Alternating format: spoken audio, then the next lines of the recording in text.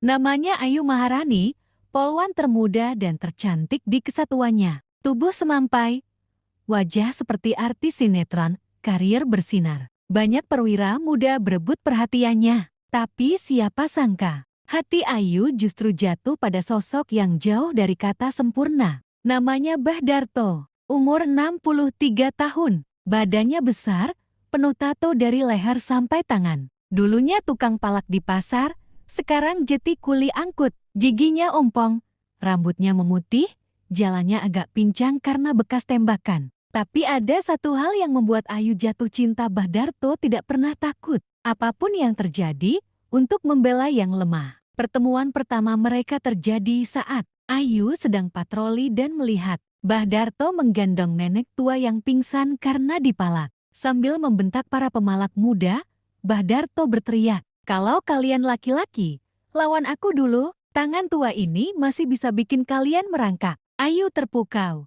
Bukan karena keberanian Bah Darto, tapi karena matanya mata seorang lelaki yang pernah remuk, namun tetap memilih membela, bukan membalas. Hari-hari berikutnya, Ayu sering cari alasan untuk lewat pasar. Kadang pura-pura patroli, kadang cuma beli gorengan. Tapi diam-diam, ia ingin melihat Bah Darto. Bah Darto cuek. Justru itu yang membuat Ayu makin penasaran. Kakek satu ini, kenapa malah nggak peduli sama aku? Sampai suatu malam hujan deras, Ayu kehujanan di jalan pulang. Motornya mogok. Saat ia panik, tiba-tiba lampu motor tua menyala. Bah Darto muncul, menawarkan tumpangan. Di atas motor tua itu, Ayu menempelkan pipinya di punggung Bah Darto.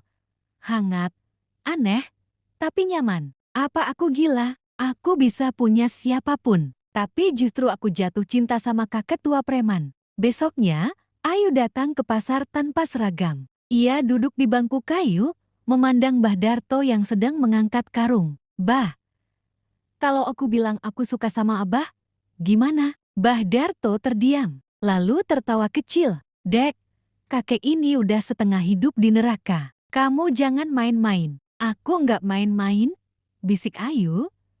"Justru karena dunia menolak Abah, aku ingin jadi satu-satunya yang menerima." Bah Darto menatap Ayu, lama, tatapan yang biasa ia gunakan untuk membaca orang. Tatapan mantan pembunuh bayaran yang bisa melihat ketulusan dari mata. Dan dia tahu Ayu tidak main-main. Sejak hari itu, cinta mereka mekar dalam diam. Ayu menyelinap ke rumah Bah Darto tiap malam. Mereka minum kopi, saling bercerita tentang luka lama, tentang masa kecil, tentang kehilangan, tentang kesepian yang diam-diam sama. Dan malam itu terjadi. Ayu bersandar di dada Bah Darto, menangis. Aku capek jati boneka. Semua lihat aku cantik, kuat, hebat. Tapi nggak ada yang lihat aku sebagai manusia." Bah Darto mengelus rambutnya. "Mulai sekarang, kamu cukup jati Ayu. Dan kamu cukup untukku." Malam itu, hujan turun deras. Tapi untuk pertama kalinya,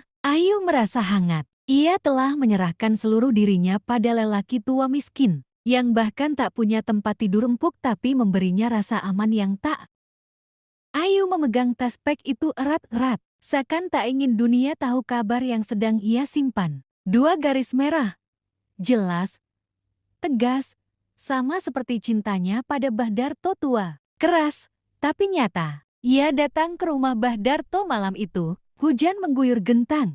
Suara petir menyambar, tapi hati Ayu hangat. Di tangannya ada kabar, dalam perutnya ada kehidupan, dan di depan pintunya ada lelaki yang mencintainya bukan karena kecantikan, pangkat, atau seragam. "Bah," suaranya gemetar. "Aku hamil." Bah Darto terdiam. Di usianya yang ke-63, ia tak pernah membayangkan akan punya anak lagi, apalagi dari seorang polwan muda secantik Ayu. Tangannya gemetar. Ia duduk pelan, menunduk, lalu menangis. "Aku nggak pantas, Dek. Aku ini orang kotor. Masa lalu Abah penuh darah, dosa. Anakku yang dulu aja meninggal gara-gara dendam musuhku. Kamu pantasnya hidup tenang." Tapi Ayu tak bergeming. Ia memeluk Bah Darto dari belakang, erat. Seakan tak ingin dunia merenggut lelaki ini darinya. "Aku nggak butuh orang sempurna. Aku butuh ayah buat anakku." dan kamu satu-satunya yang kupercaya. Sayangnya, dunia tak ramah pada cinta tak biasa. Ayah Ayu, seorang perwira tinggi, datang mendobrak rumah kontrakan Mbah Darto 3 hari kemudian. Bersama 2 anggota polisi, ia menyeret Ayu paksa. Kamu gila, hamil dari preman pasar. Apa kamu sadar berapa banyak karier yang bisa hancur gara-gara aib ini? Ayu hanya menggenggam perutnya. Aku sadar, Pak.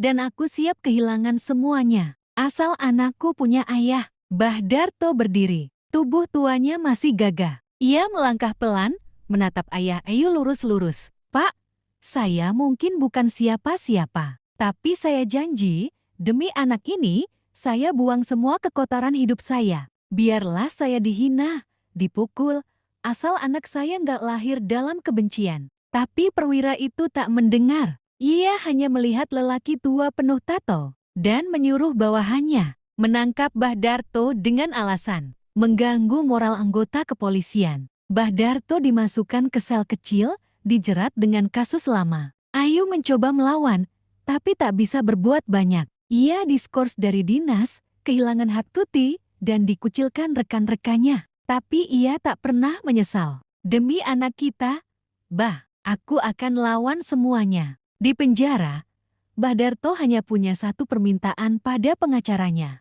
Pastikan anakku lahir dalam keadaan selamat. Jangan biarkan dia lahir tanpa tahu. Ayahnya mencintainya lebih dari hidupnya sendiri. Hari kelahiran tiba. Ayu bersalin sendiri di rumah bidan desa. Tak ada ayah, tak ada keluarga. Hanya tangis seorang bayi yang lahir di dunia yang belum siap menerima keberadaannya. Di ruang tahanan, Mbah Darto menangis. Ia hanya memegang secarik foto bayi dari pengacaranya. Tangannya gemetar. Namanya siapa?